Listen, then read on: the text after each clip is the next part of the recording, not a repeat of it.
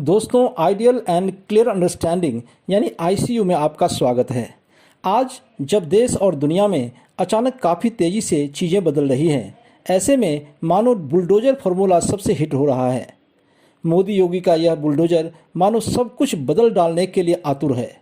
दोस्तों, इससे पहले कि मैं बुलडोज़र का फुल पिक्चर आपको दिखाऊं, आपसे रिक्वेस्ट है कि आप इस चैनल को लाइक, शेयर एवं सब्सक्राइब कर लें और बेल आइकन को ज़रूर दबाएं।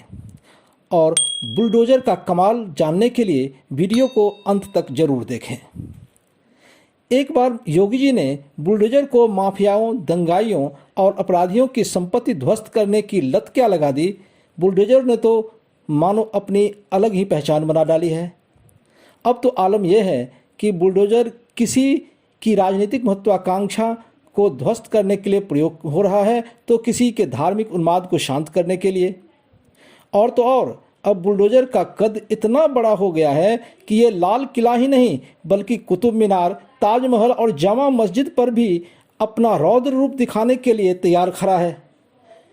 यह बुलडोज़र सियासी नहीं बल्कि कानूनी बुलडोज़र है, जिसका बखूबी इस्तेमाल करने का फॉर्मूला तैयार कर लिया गया है। काशी में नंदी को शिव के दर्शन कराने के लिए ज्यों ही कानूनी बुलडोज़र ने कमर कसी, मानो पूरे हिंदुस्तान में हजारों कानूनी बुलडोज़र ने अपने खोए हुए अतीत को वापस लाने की कसम खा ली है।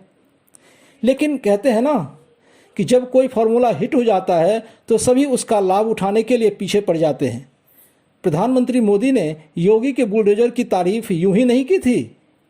उन्होंने तो इस बुलडोज़र का अंतर्राष्ट्रीयकरण कर दिया। मोदी जी ने भी धराधर इस बुलडोज़र का इस्तेमाल करना शुरू कर दिया है। ये कभी अमेरिका के गलत मंसूबों के खिलाफ प्रयोग हुआ, तो कभी पाकिस्तान और चीन के इरादों को नेस्तनाबूद करने के लिए प्रयोग किया गया। और अब तो क्वाड यानी कि 4 देशों का समूह, जिसमें ऑस्ट्रेलिया, जापान, भारत और अमेरिका शामिल है, क्वाड के रूप में मोदी जी ने बुलडोज़र का इस प्रकार चलाया बुलडोज़र को कि चीन का तो काम तमाम ही समझो। उन्हें समझ नहीं आ रहा कि ये सब कैसे हो गया। चीन के खिलाफ इतनी बड़ी मोर्चाबंदी कैसे हो गई। पूर्वी लद्दाख हो या दक्षिणी प्रशांत सागर, चीन को कैसे इतनी आसानी से मोदी जी ने दबोच लिया। सारे इन्वेस्टर चीन से भाग भाग कर भारत में कैसे निवेश करने लगे। और चीन द्वारा फैलाए गए कोरोना के मुंह पर भारतीय वैक्सीन ने किस प्रकार थप्पड़ जड़ दिया। अरे भाई, कोई तो बताए उस छोटी चिपकी आंखों वाले जिनपिंग को कि बुलडोज़र फार्मूला तो केवल मोदी योगी के पास ही है। जहां तक अपने देश की बात है तो मोदी जी ने विपक्ष के खिलाफ बुलडोज़र का प्रयोग कर विपक्ष को तहस नहस कर दिया। हालत यह है कि न तो राहुल बाबा को, न केजरीवाल और न ही ममता दीदी को समझ में आ रहा है कि मोदी योगी के बुलडोज़र को कैसे रोका जाए या फिर इसके स्पीड को ही कैसे कम किया जाए। कोशिश तो उन्होंने बहुत की।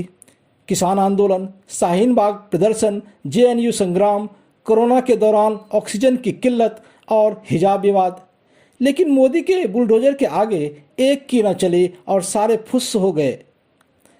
पता है, ये बहुत ही सीक्रेट खबर है कि जो बाइडन भी अपने गुरु मोदी से बुलडोज़र फार्मूला का सीक्रेट जानने के लिए मोदी जी के से ऐसे गुहार लगाई कि थोड़ी देर के लिए तो वह यह भी भूल गया कि वह अमेरिका जैसे सुपर पावर देश का राष्ट्रपति है और चल पड़ा मोदी जी के पीछे पीछे।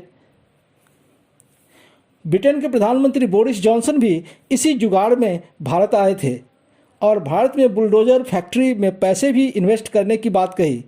वाह भाई वाह, बुलडोज़र की क्रेज ने तो भारत का तो पता नहीं, पर मोदी योगी को विश्वगुरु जरूर बना दिया।